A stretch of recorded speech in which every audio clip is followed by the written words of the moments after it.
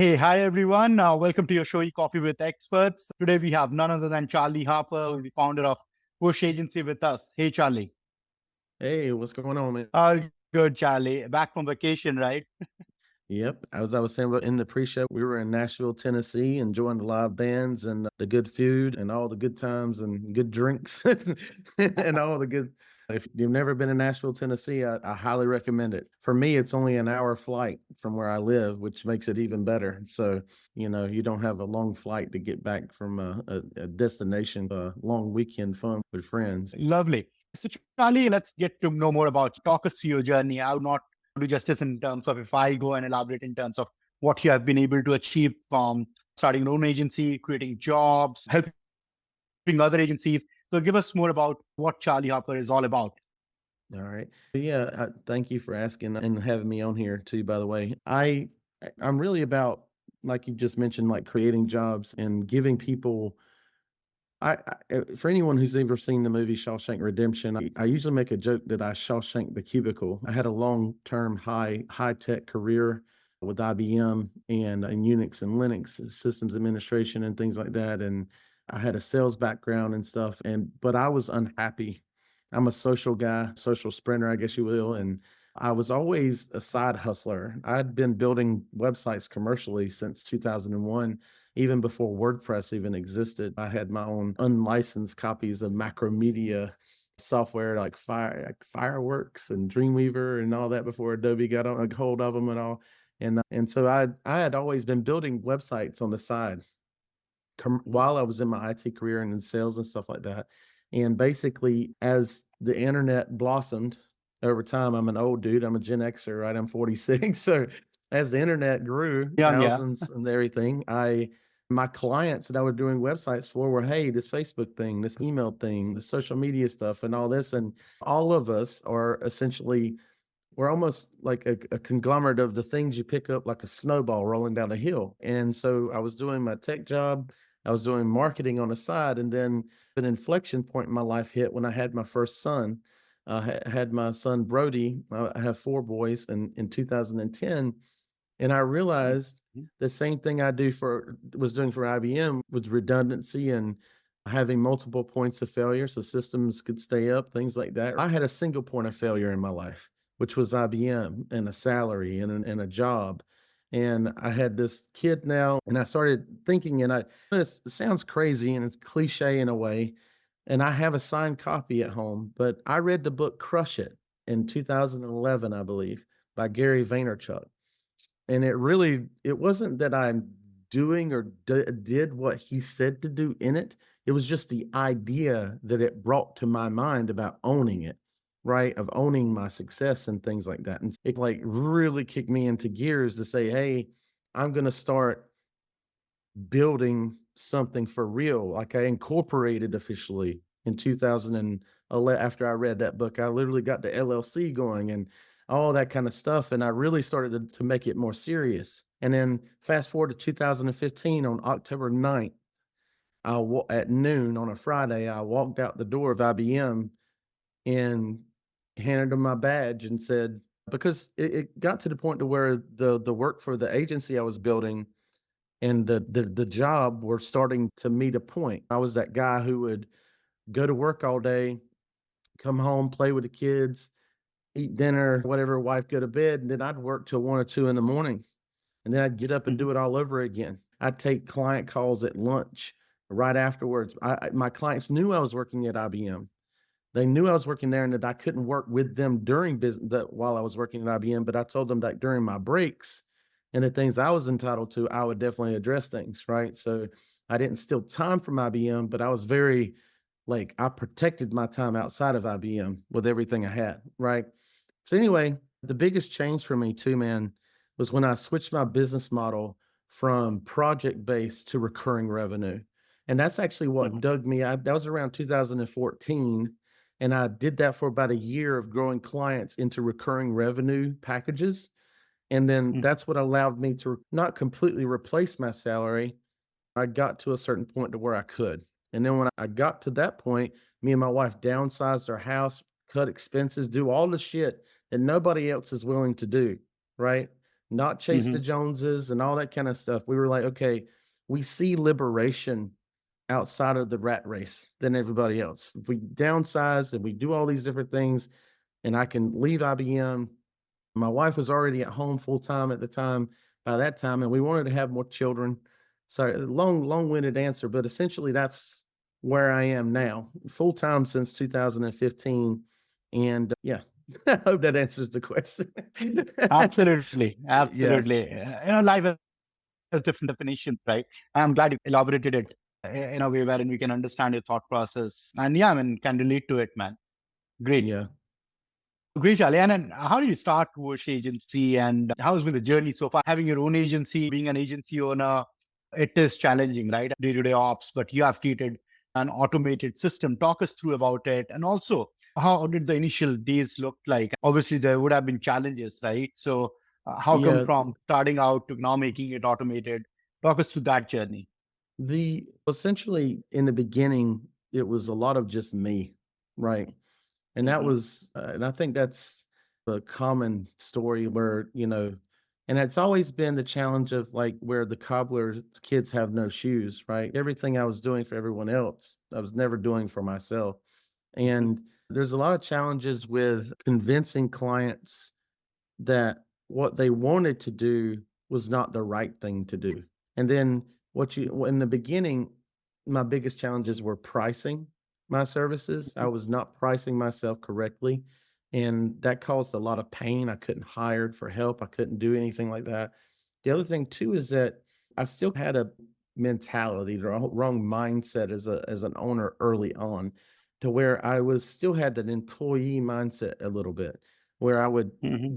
I knew how to sell and get clients, and then I would start acting like an employee to them, taking orders Hmm. and doing their stuff or whatever, versus driving the relationship, which is completely what I do now. Because they Hmm. were looking to me to drive the relationship, but at that young age, I didn't, or that I get not young age, but young stage of my agency, it was a lot of growing pains of pricing, the relationship stuff. I think, but through it all, though, I still have clients today that I started with.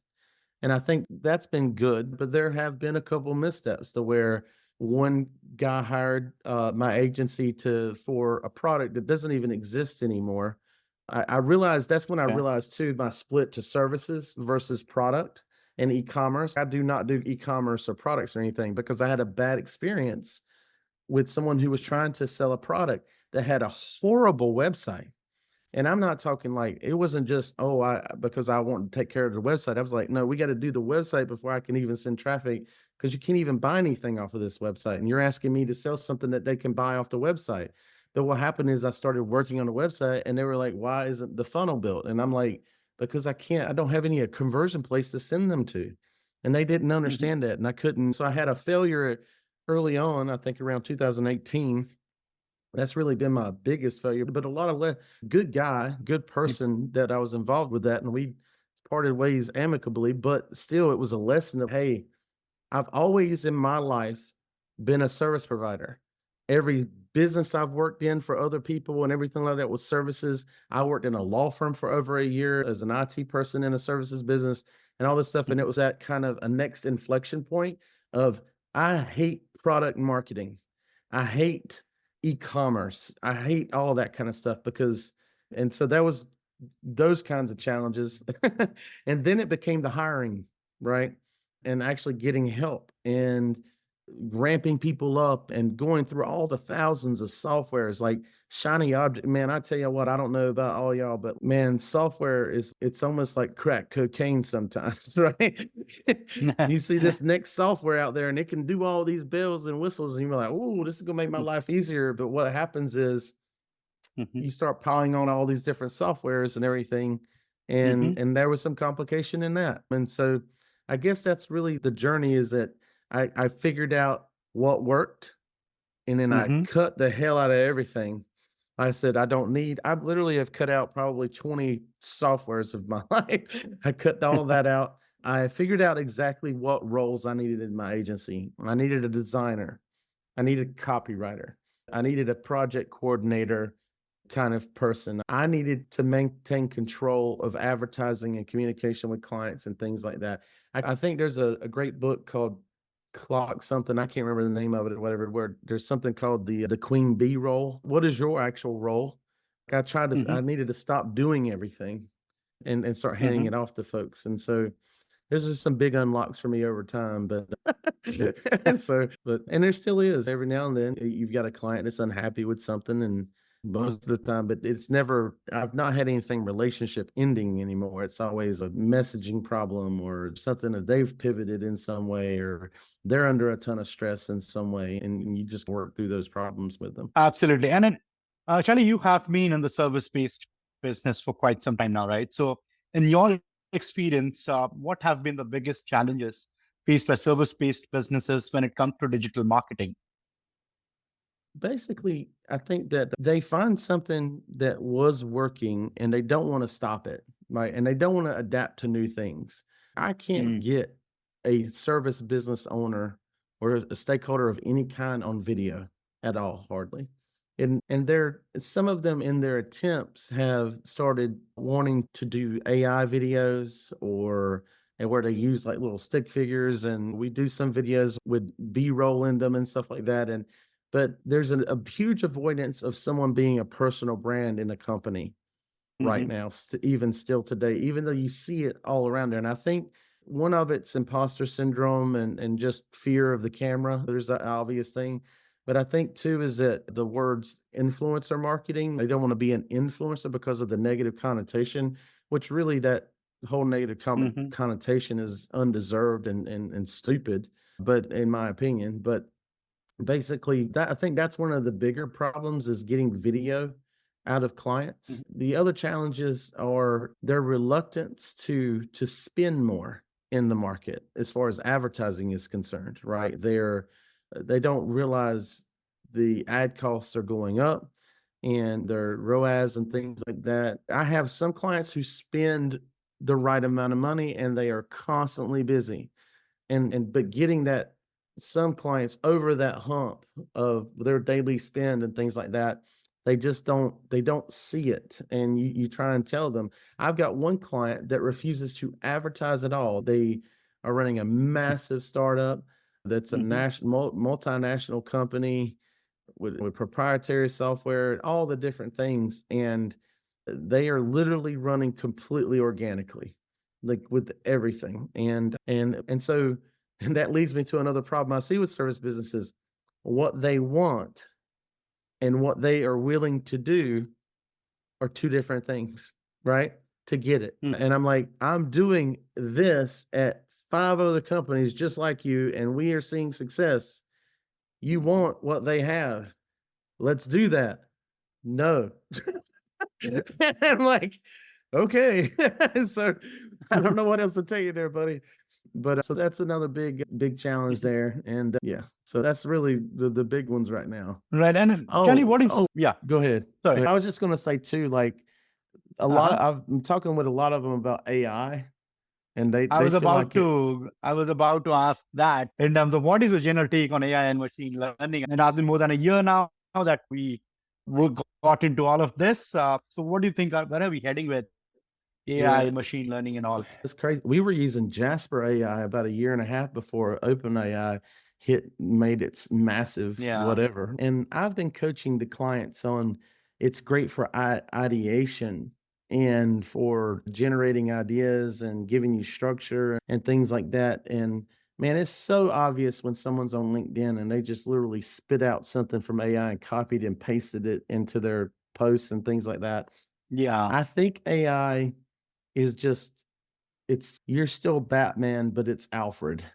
I don't know that, and who knows? It can probably become Batman at some point, right? In certain things, but my opinion about AI is that personal branding and AI are Mhm. going to continue in this trend together because, and perhaps authenticity and psychology and things like that, it's not going to go away. People are going to crave what it's like what's old is new again in a way. Like all this new AI is eventually the old is new again going to be replaced because people, I do think that AI is going to push harder the community growth aspect of things, how people are growing their own communities and Mhm. outside of social networks and stuff.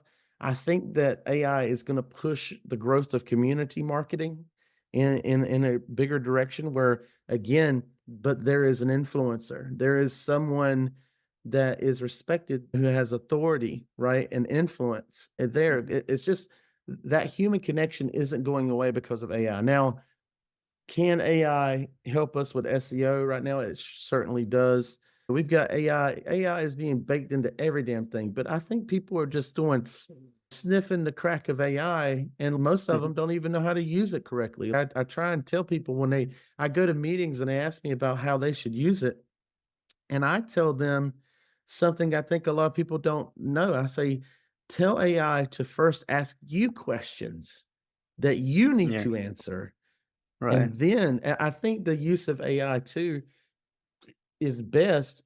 I told one client one time, I'm like, I would rather you pick up your phone and record yourself for 10 minutes talking about a topic and then use the transcript of that Mhm. as the source of the AI output you get versus using the generative that's out there. You want to be able to, to base it off of your own information to keep it unique. And so Mhm. that's where I'm at with it. I do think SEO is going to be, think about this, man.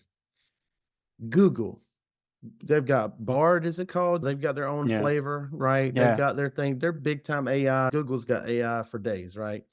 Right. Probably have had it for a decade. And so they've got AI for days, but at the same time, their second largest search engine in the world, YouTube, they're, whoa, pump the brakes. We're going to start labeling everything that we know was generated by AI so that our Mm. viewers, in other words, our user experience doesn't decline because of AI. They're already seeing the cannibalization of, we provide their product, right? Mhm. And they're not even sending people to the websites anymore. AI's, it's another, you get me going on this. The simple, everyone with these complicated websites, I tell clients to make a 4 or 5 page website now. All of your everything should be out in places like Substack and YouTube and stuff like that, where there's aggregators and stuff to get. And then the website is just the final conversion point now. I know that's against all the SEOs, just probably gasps, but I'm thinking now that I remember reading an article that eventually the major websites would eventually pull all the people in and that there would only be a few websites on the web that really where everybody is, right? And I feel like that is Mhm. actually really happening. And you still need your own website, but the Mhm. actual organic traffic aspect of things and what AI is going to do to AI to organic traffic. And I just feel like it's going to affect a lot of things, but I don't have the fear that a lot of people have about it putting a lot of people out of jobs. You just have to Yeah. adapt. Yeah, it's just like everything else. Anytime there was the internet was introduced to the world, or the conveyor, the Ford's assembly line was introduced to the world, we adapted, we changed. I think that's where AI is taking us.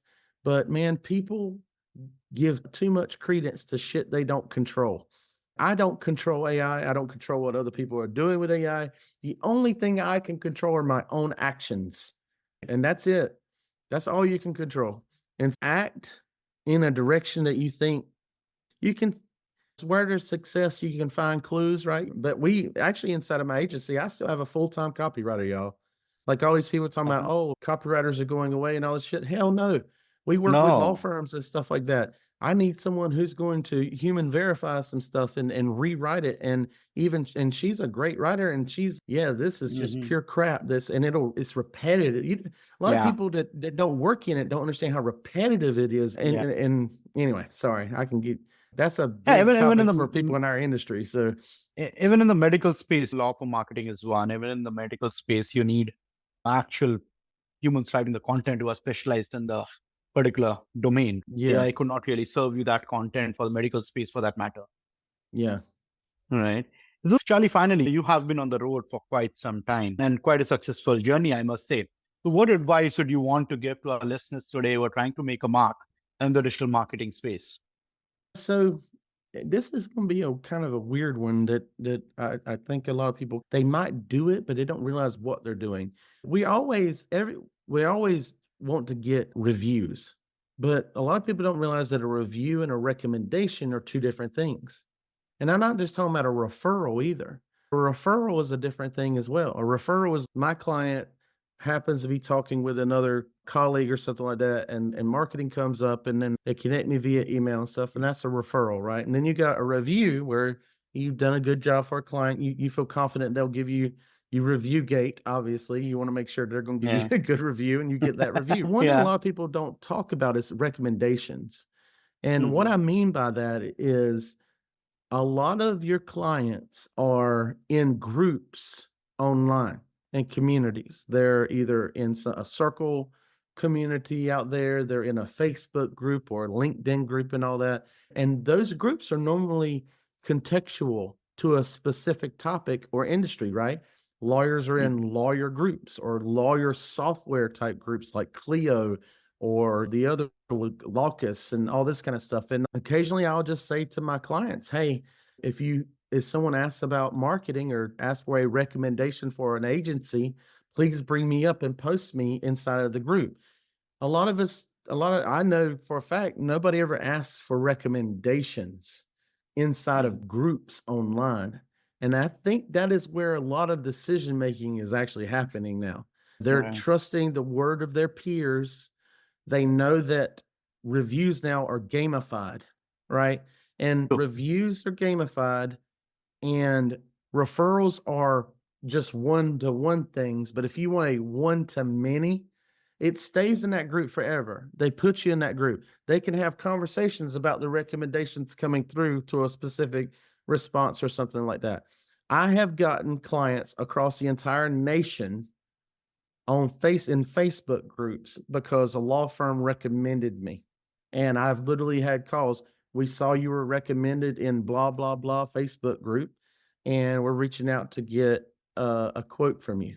And I think that, and this kind of ties in what I was saying about community marketing in general. I think that now, obviously, creating a community, managing a community, and all that kind of stuff is a large undertaking. But I do think agencies and agency owners could probably benefit from creating a community of their own to generate leads. Mhm. Because here's the other aspect of this too, and this is a meta thing to say because we're on a podcast right now, right? I am telling all of my clients right now, you do paid, you do organic, right?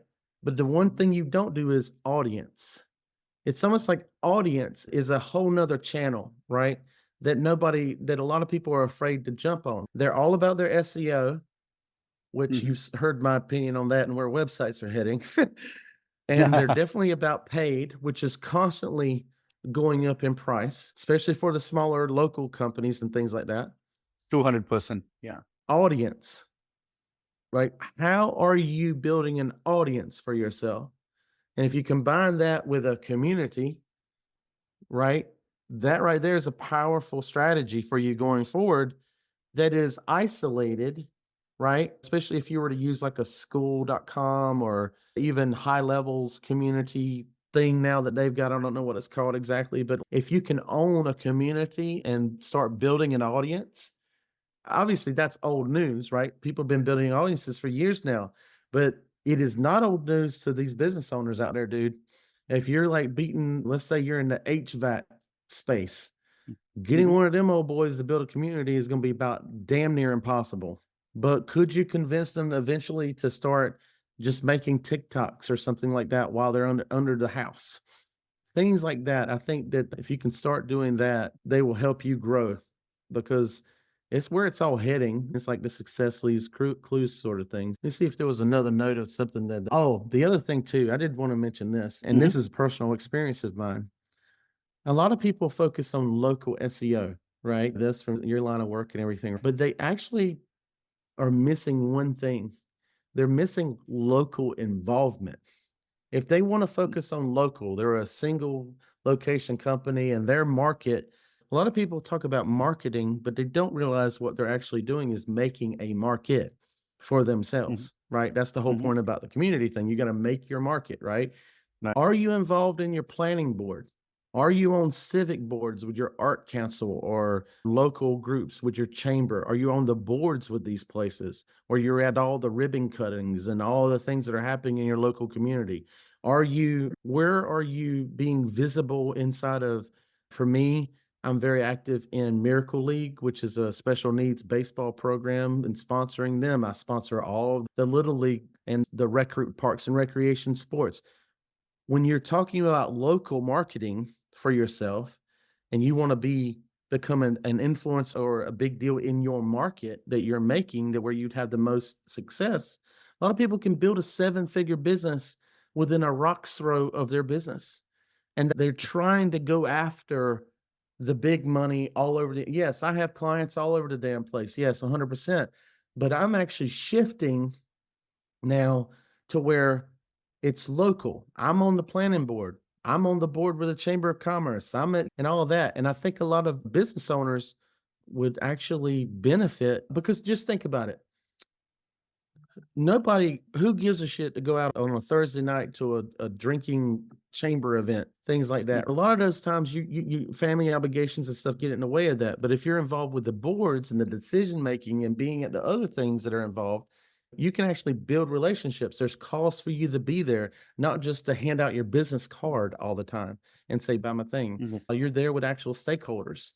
So anyway, those are my tips is really get involved in person, offline, locally, in addition to your local strategy, and ask for recommendations and get your butt into building a community and an audience now, because those are the things that are going to shield you from AI over the next 10 years, in my personal opinion.